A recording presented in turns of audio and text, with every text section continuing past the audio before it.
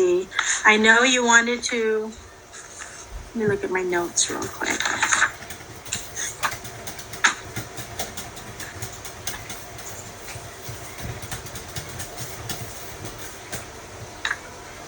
So I know medications for gout. You want to know that, and medications for osteoporosis.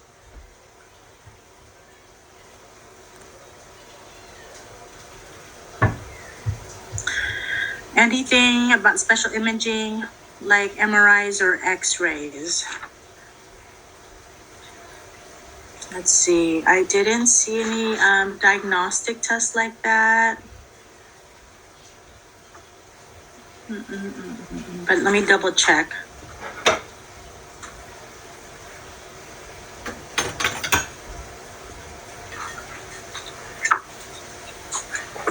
No, I don't see anything about MRIs or CT scans.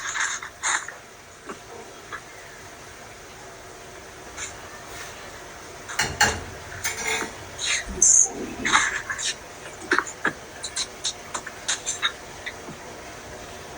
Yeah, nothing like that. Yeah, because I didn't mention on my review yesterday that there was any kind of diagnostic test. Okay, next question. Would all surgical interventions be on the test? Or just a couple? If so, which one? So what do you mean by surgical question? Because we had the care for surgical patient at the last test. Are you talking about post-op care?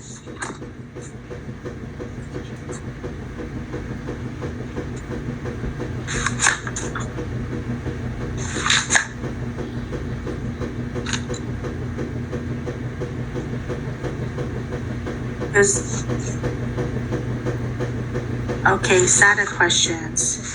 Let me look at one SATA question. There's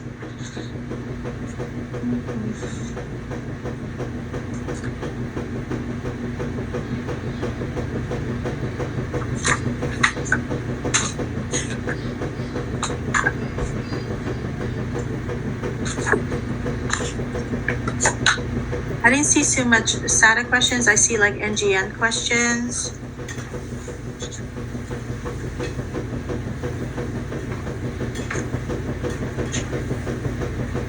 Yeah, I don't see SATA. Right now I'm just seeing answers that have one answers, and then like some of the NGN questions.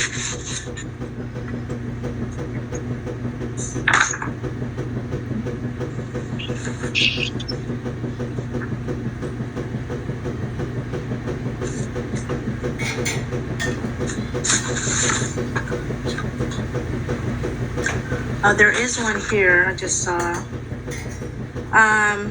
Like, just note the bone scan and preparing a patient for a bone scan. That's one. That's a SATA question, and an imaging question.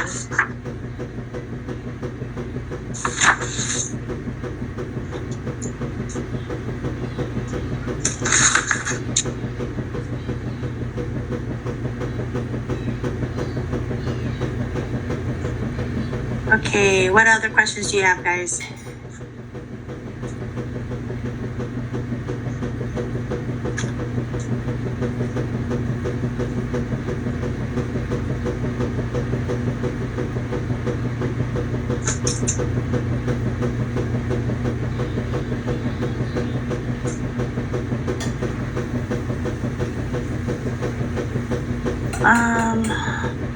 Like, will we be tested on different types of arthroplasty procedures? No, different types. I didn't see any questions about different types of those procedures. The questions, these questions are from ATI. Or just no general post-op. Yeah, the post-op questions are what do you look for based on like if a patient had a fracture and surgery on that, what would be like the things you would look for, when to notify the doctor, like what you would do immediately. I remember that. So it's general post-op care, basically. But if it's a fracture, you know, of course we want to check out compartment syndrome if they or a fat embolism. Like I said, those are heavy on the test. So you want to know those two conditions.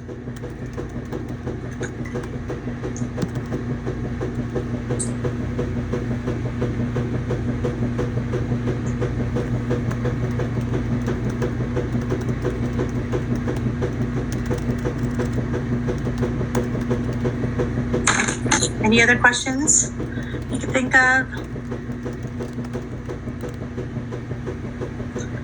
Okay, knowing the difference between OA and RA questions, if patient experiencing certain symptoms, we have to figure out which one they are experiencing. Yeah, so just I didn't see OA and RA questions, but if they are here, you want to know the difference between them, what the signs and symptoms are. Like I said, just the telltale signs, like the unilateral versus symmetrical, the pain they're experiencing, just the signs and symptoms. Dynamic quizzes is a good place to answer practice ATI. Yes, Monica. The dynamic quizzes are great, and like somebody had mentioned in the last test, there were questions from those dynamic quizzes that ATI will reuse again for their exam. So it's good to know, since the questions are gonna they get recycled. So it is a good resource.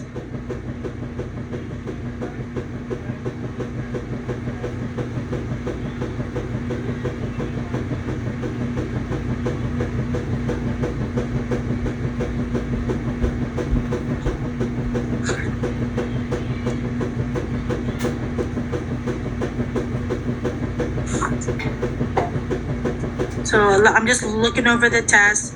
Again, I had mentioned these in class, but I'll go over it again. No scoliosis. There's going to be a question about, like, say, hip surgery. Based on what the patient said. And then it gives you 4 choices. What do you think is a statement that indicates they understand the teaching? And then another one is, I told you about osteoporosis, know the risk factors for that, how to prevent bone loss is another question. Also, let's see. I talked about caring for a cast, somebody with a cast placement. And I mean, these are on the slides too that I had mentioned that you want to keep an eye on. Know about fat embolism, I had mentioned that. Another question about how do you know a patient understands the teaching based on what they say, and then there's 4 statements and you have to choose the best one. Compartment syndrome I mentioned, it's heavy on.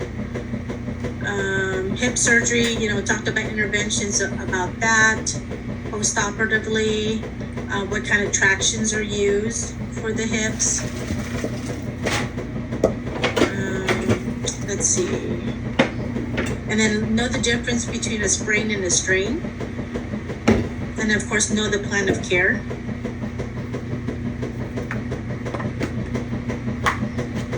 Know about back surgeries. How would you treat the patient post-operatively? What kind of nursing interventions you would do?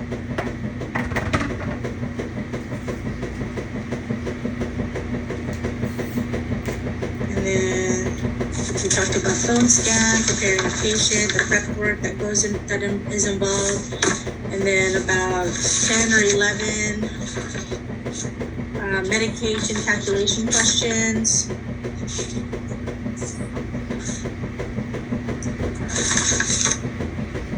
Let's see.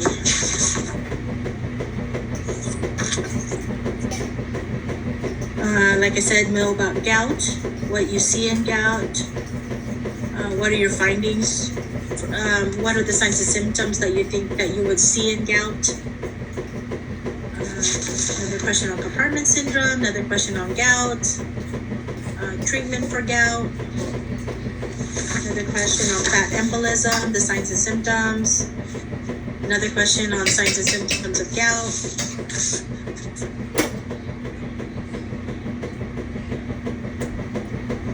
And then another question about sprains. So like I said, you want to know the difference between a sprain and a strain.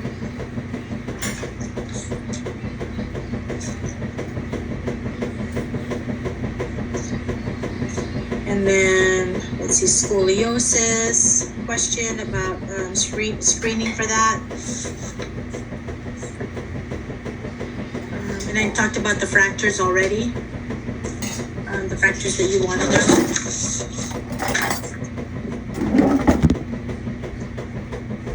And then another question, you want to know the difference between like a fat embolism and a hypoxic condition versus like a pneumonia or cardiac dysrhythmia. So you want to know the signs and symptoms of a fat embolism.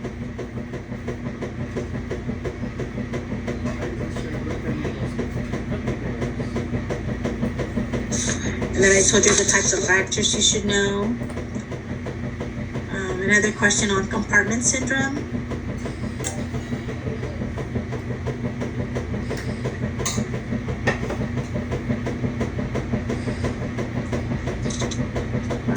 And then I mentioned about if a patient has a fracture, what kind of, it's asking what, based on what the patient exhibits, what should be something you report to the provider or the charge nurse right away. No one is allowed to use And then another question's on osteoporosis, so know the medications to help with that.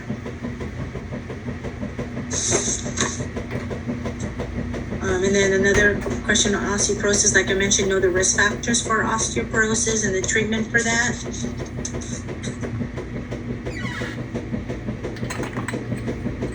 So the question is, will there be any conversions on the test? No, be the usual dosage. It's usual. When I looked at the dosages, it was like the usual IV, IM, sub-Q. There wasn't, I didn't see the teaspoon one like that. Tractions question, like I mentioned earlier, know your tractions, butt tractions, Russell's tractions, know the difference between those, what is used for what. Yeah, Monica, I agree that answering the questions after each ATI is very helpful. That's going to get you, because the whole thing is learning the questions and how to critically think, because sometimes we jump to the answer too quickly without reading the question thoroughly and understanding it. So just learning how to do that, critically thinking, it's like, okay, what are the information that it's telling me, and based on that, what could be the possible answer? And you know, usually there's like 2 you can eliminate, and there's usually two good ones, and you of course want to pick the correct one, the best answer. So, but practicing those questions just over and over again, it'll get your mind to kind of adapt to the types of questions that NCLEX ask, and what the ATI questions are, and especially your exit questions and NCLEX. You want to just get used to those types of questions.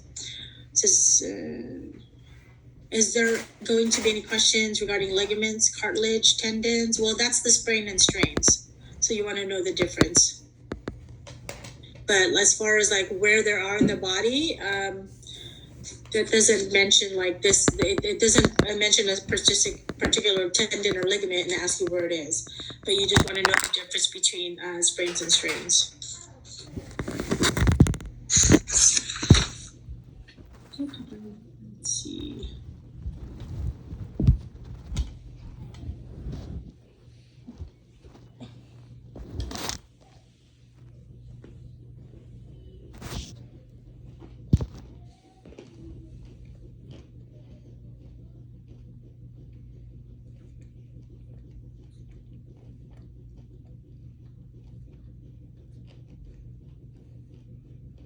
I do see a conversion, so you do want to know like how many milligrams per teaspoon, but it looks like it's giving you like a powder and the directions of how much water to fill it with, and based on that, how many teaspoons will you administer or will you give the patient. And let's see, that's reading the whole test. Any other questions? What else do you guys need help with? or have a question about.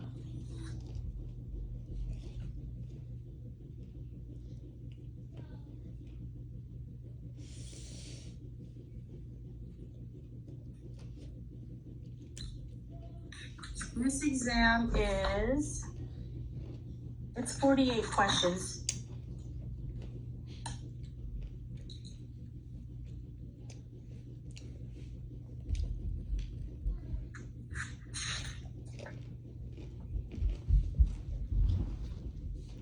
But there's some SATA questions, and then there's some the NGN questions too.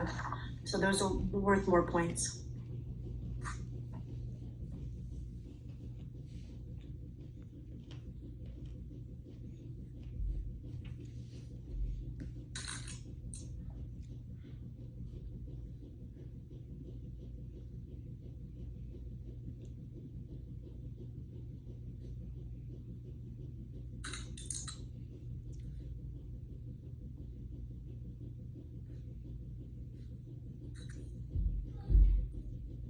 So like I mentioned, those resources that I provided in class, they have a lot of good videos on YouTube, and I believe there are on other platforms, but they do provide a lot of questions. So if you go to like the musculoskeletal session, you can just pass the ones that you know, and go to the ones you think you need more help with, and then they'll throw out like NCLEX type questions to get you thinking, and just giving you the rationale also of why the answer is what it is. So those are good ways to practice also, just so you can get used to those types of questions.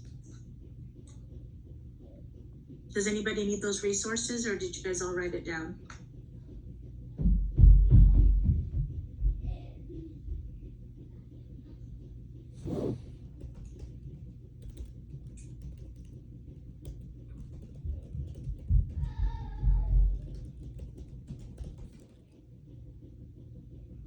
Got it. Okay. Is it possible? I can paste them on Canvas. Yeah, I'll put them. You want me to put them here or on Canvas? What do you guys?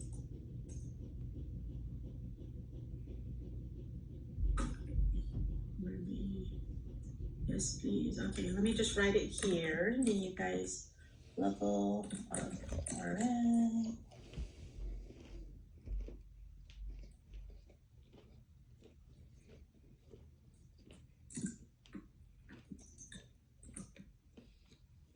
I'll put them here, and I'll put them on Canvas or Canva, so you guys have them as well.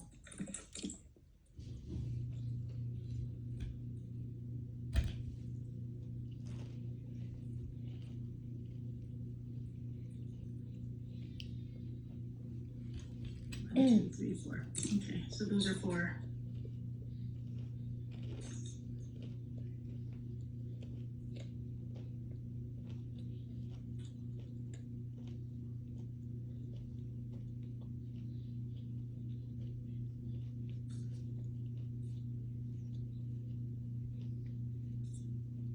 Yeah, it's a good even if you can't watch the videos all the time, maybe like when you're working out you can listen to it, or when you're driving you can listen to it, if you can't always watch. So I know that takes some time sitting down and actually looking at a screen. But like I do a lot when I was when I start a new job, I would just listen on like their podcasts or their YouTube or their videos while I'm driving, and that just helps me, retain the information better.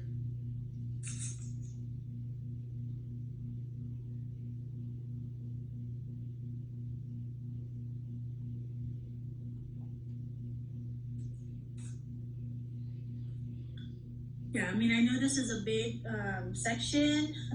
It looks like I really thought that the test was going to be more musculoskeletal, the MSK stuff, but because out of the 48 questions, 10 or 11 of them are actually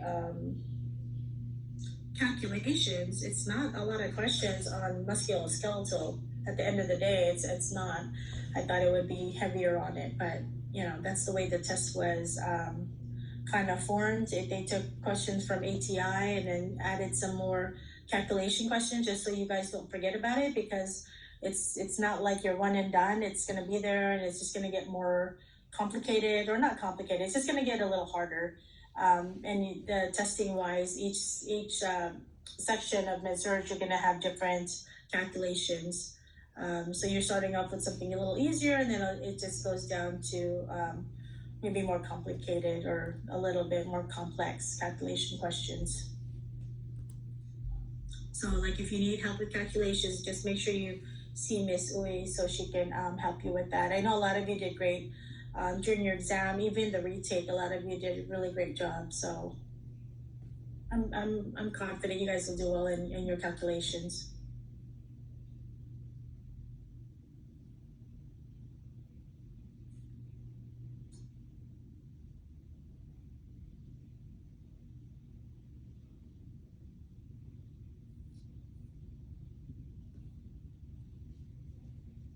Okay, and then Ruby asks, where in ATI can I find the practice questions? Monica stated earlier that after each chapter in the ATI book are some questions, chapters 59 through 64.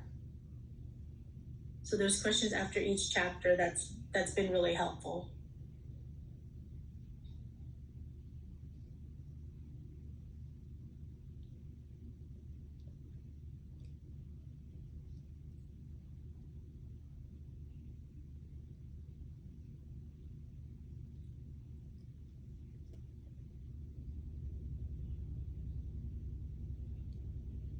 Okay, guys, I have the Zoom that I have is a 45-minute Zoom. So we have about 3 minutes, 21 seconds, unless you guys want me to jump back on, and we could all just jump back on if you want that extra 15 minutes.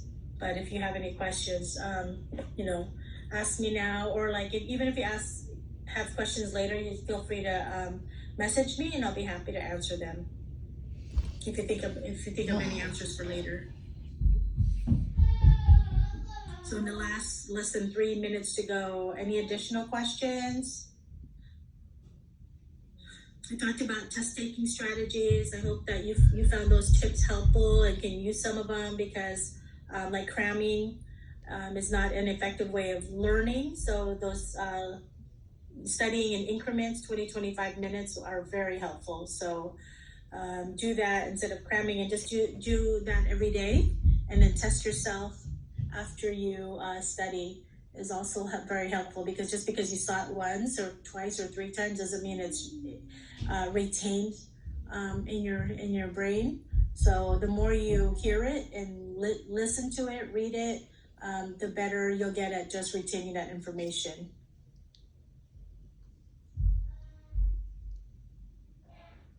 And like I didn't mention this in class, but even the way you study. So if you're a person that studies in the bed and it's dark and you're kind of laying down, well, when you take a test, you're sitting up, it's bright, you're in a desk.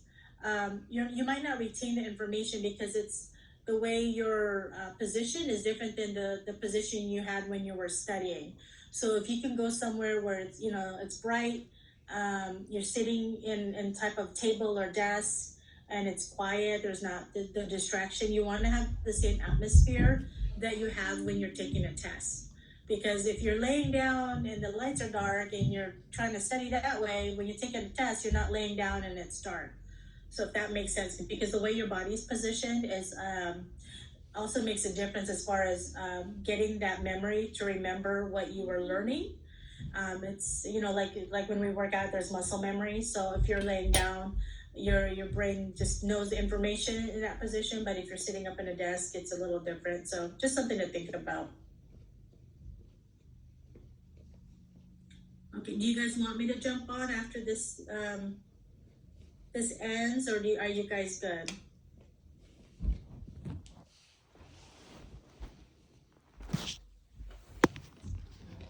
I'll jump on anyways, and then if anybody wants to join after Zoom cuts us off, then we can continue in case you have any more questions. Okay, Monica, good night.